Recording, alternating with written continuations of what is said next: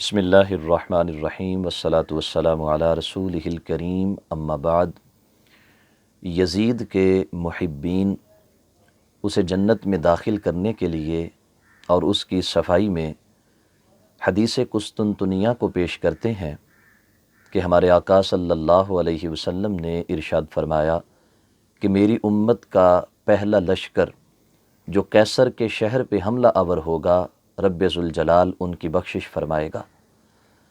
محبین یزید یہ کہتے ہیں کہ اس حدیث کا مصداق یزید ہے، کیونکہ وہ خود قیصر روم کے شہر قسطنطنیہ پہ حملہ آور ہوا اور اس کی بخشش کی بشارت ہمارے آقا صلی اللہ علیہ وآلہ وسلم نے ارشاد فرمائی ہے۔ صحیح بخاری میں کتاب الجہاد میں باب ما قیل فی قتال الروم حدیث نمبر 2924 ہے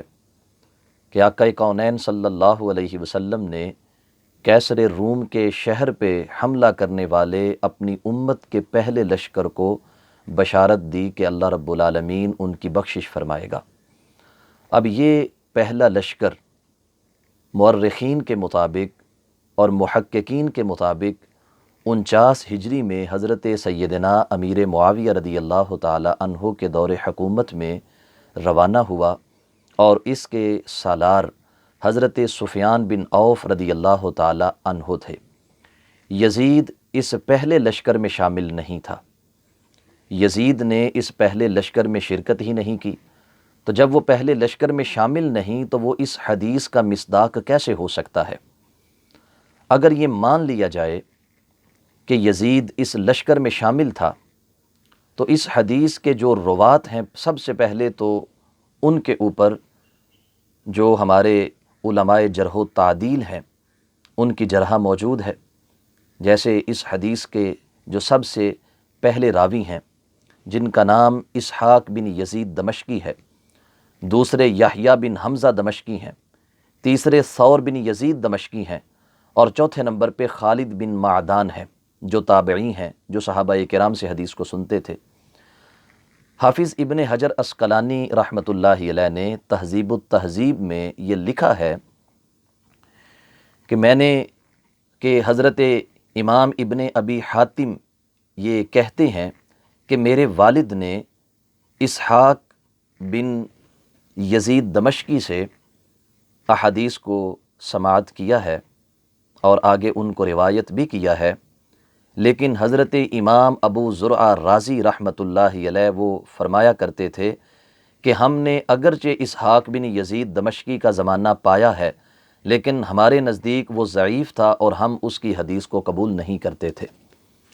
پھر اسی طرح جو دوسرا راوی ہے جس کا نام یحییٰ بن حمزہ ہے، حافظ ابن حجر عسقلانی رحمۃ اللہ علیہ اس دوسرے راوی کے متعلق لکھتے ہیں کہ اس پر قدری ہونے کا الزام ہے کہ اس کے عقائد مسلمانوں جیسے نہیں تھے، اہل سنت و جماعت کے نظریات سے یہ ہٹا ہوا تھا، اور رب ذوالجلال کے متعلق یہ اسی عقیدے کا حامل تھا جس کے قدریہ حامل تھے۔ اور حضرت یحییٰ بن معین رحمۃ اللہ علیہ جن کی شخصیت محدثین کے ہاں کسی تعارف کی محتاج نہیں ہے، وہ فرمایا کرتے تھے کہ یہ بہت بڑا قدری ہے اور ہم اس کی روایت کو قبول نہیں کرتے۔ ہمارے آقا صلی اللہ علیہ وسلم نے خود اہل قدریہ کو، جو قدری نظریات کے حامل ہیں، انہیں اپنی امت کا مجوسی قرار دیا ہے، اور مجوسی مشرک ہیں، ان کا اسلام کے ساتھ کسی قسم کا کوئی تعلق نہیں ہو سکتا۔ پھر اس حدیث کا جو تیسرا راوی ہے جس کا نام ثور بن یزید ہے، اس کے متعلق حضرت حافظ ابن حجر عسقلانی رحمۃ اللہ علیہ فرماتے ہیں کہ یہ شخص بھی قدری تھا، اور اس شخص کے دادا نے جنگ صفین میں حضرت سیدنا امیر معاویہ رضی اللہ تعالی عنہ کی طرف سے شرکت کی، اور حضرت سیدنا مولا علی رضی اللہ تعالی عنہ کے لشکر نے اسے قتل کر دیا۔ اور امام ذہبی میزان الاعتدال میں یہ تحریر کرتے ہیں کہ یہ شخص کہا کرتا تھا کہ میں حضرت مولا علی سے محبت نہیں رکھتا،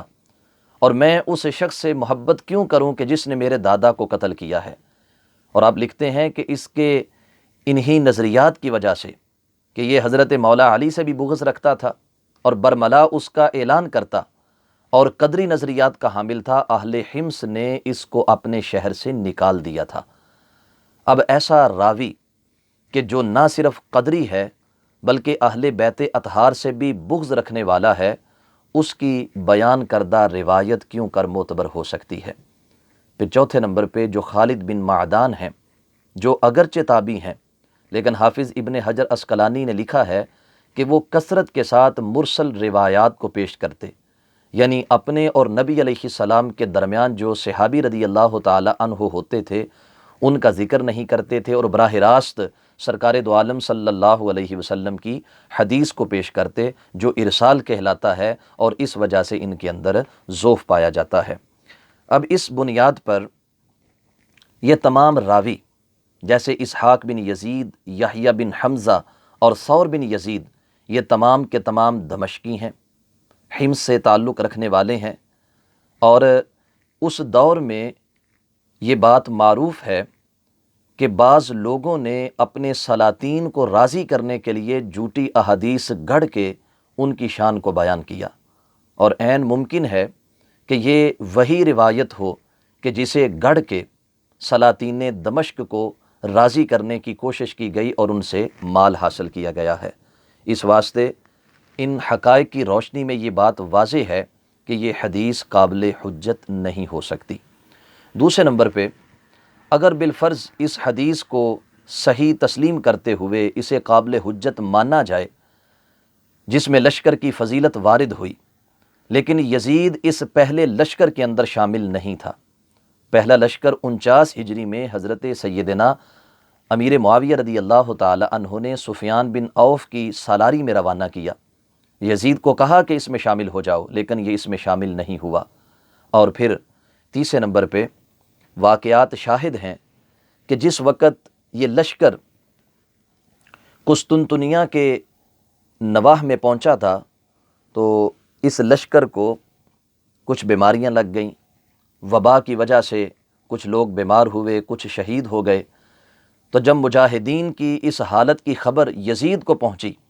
تو یزید نے مجاہدین کا مذاق اڑایا اور ایسے بیہودہ اشعار پڑھے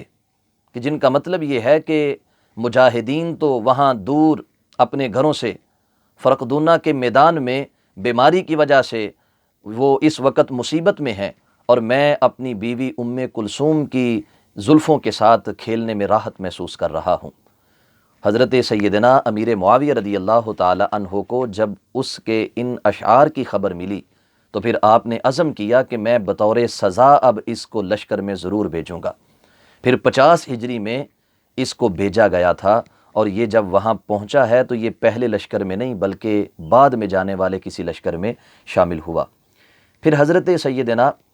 شاہ ولی اللہ محدث دہلوی رحمۃ اللہ علیہ آپ تحریر کرتے ہیں کہ جہاد اگرچہ بہت بڑے اجر کا حامل ہے، لیکن جہاد کی وجہ سے ماضی کے گناہ دھلتے ہیں۔ جہاد کی وجہ سے جو سابقہ بد اعمالیاں ہیں، جہاد کی وجہ سے جو سابقہ گناہ ہیں، رب ذوالجلال ان کے اوپر معافی کا قلم پھیرتا ہے۔ مستقبل میں ہونے والے گناہ ماضی کے جہاد کی وجہ سے ختم نہیں ہوتے۔ اب یزید اگر پہلے لشکر میں شامل بھی تھا اور وہ اگر حدیث قسطنطنیہ کا مصداق بھی ہے، اس کے باوجود جو اس نے بعد میں گل کھلائے ہیں، اور بالخصوص سید الشہداء امام علی مقام حضرت سیدنا امام حسین رضی اللہ تعالی عنہ کو معاذ اللہ شہید کرنا اور آپ کے رفقا کو شہید کرنا، اور پھر جس وقت اہل بیت اطہار کی خواتین اس کے دربار دمشق میں پہنچی تو معاذ اللہ ان کی تذلیل کرنا، اور اس کے بعد مدینہ منورہ کے اوپر چڑھائی کرنا، مدینہ منورہ کی حرمت کو پامال کرنا، 10,000 اہل مدینہ کو شہید کرنا،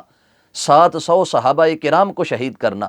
کئی دنوں تک مسجد نبوی میں اپنے گھوڑوں اور اونٹوں کو باندھنا، مسجد نبوی کے تقدس کو پامال کرنا، نبی علیہ الصلاۃ والسلام کے روضہ اقدس اور آپ کے منبر کے درمیانی جگہ کے اوپر گھوڑے باندھ کر اس مقدس مقام کو آلودہ کروانا، یہ ایسے بڑے جرائم ہیں کہ جو ماضی کا جہاد ان جرائم کو ختم نہیں کر سکتا۔ پھر مکۃ المکرمہ کے اوپر اس نے حملہ کیا، مکۃ المکرمہ میں عین کعبۃ اللہ کے اوپر سنگباری کی گئی، کعبہ معظمہ کی دیواروں کو نقصان پہنچا، کعبہ معظمہ کا غلاف اس کی سنگباری کی وجہ سے،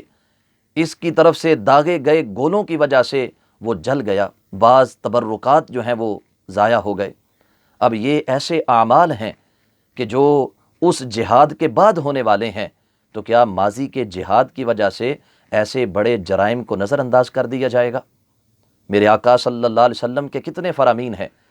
کہ جن میں سرکار نے یہ فرمایا ہے کہ نماز پڑھنے سے پہلے کے گناہ مٹ جاتے ہیں، روزہ رکھنے سے پہلے کے گناہ مٹ جاتے ہیں، حج کرنے والا جب حج کرتا ہے تو رب ذوالجلال اس کے سارے گناہ معاف کر دیتا ہے۔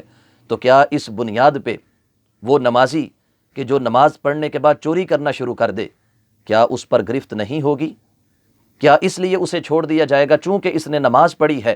اور نماز چونکہ پہلے گناہ معاف کر دیتی ہے، لہٰذا اس کا نماز کے بعد ہونے والا جرم بھی اس کے اوپر اس کو کوئی سزا نہیں دی جائے گی؟ حاجی حج کرنے کے بعد واپس لوٹے اور غیبت کرنا شروع کر دے، مال میں ملاوٹ کرنا شروع کر دے، ناپ تول میں کمی کرنا شروع کر دے، اور رب ذوالجلال کے حرام کردہ معاملات کو حلال جاننا شروع کر دے، تو کیا اس لیے اس پر گرفت نہیں ہوگی چونکہ وہ حج کر چکا ہے؟ جہاد اگرچہ بہت بڑے اجر کا حامل ہے، لیکن جہاد کی وجہ سے ماضی کے گناہ مٹتے ہیں، مستقبل کی سیاہ کاریوں کے اوپر رب ذوالجلال پہلے اعمال کی وجہ سے معافی کا قلم نہیں چلاتا۔ اب یزید اگر مان بھی لیا جائے کہ وہ حدیث قسطنطنیہ کا مصداق ہے، لیکن اس نے اس جہاد کے بعد جو گل کھلائے ہیں، جو سیاکاریاں کی ہیں، جو اہل بیت اطہار کو معاذ اللہ اس نے تکلیف پہنچائی ہے، اور نبی مہربان صلی اللہ علیہ وسلم کے جگر کے ٹکڑے حضرت سیدنا امام حسین رضی اللہ تعالی عنہ کو جو اس نے تڑپایا ہے، اور آپ کو جو شہید کرنے کا اس نے حکم دیا ہے، یہ تمام ایسے جرائم ہیں کہ جن کی وجہ سے یقیناً وہ جہنمی ہے، اور اس کے محبین بھی اس کے پیچھے چلتے چلتے ہوئے جہنم کا ایندھن بننے والے ہیں۔ خالق کائنات جل جلالہ ہمیں غیرت کے ساتھ حضرت سیدنا امام حسین رضی اللہ تعالی عنہ کے ساتھ کھڑا رہنے کی توفیق عطا فرمائے، اور آپ نے جس مقصد کے لیے اپنی اور اپنے اہل خانہ کی اور اپنے رفقا کی قربانی دی ہے، ہمیں رب ذوالجلال اس مقصد کی خاطر اپنا تن من دن قربان کرنے کی توفیق بخشے۔ وآخر دعوانا ان الحمد للہ رب العالمین۔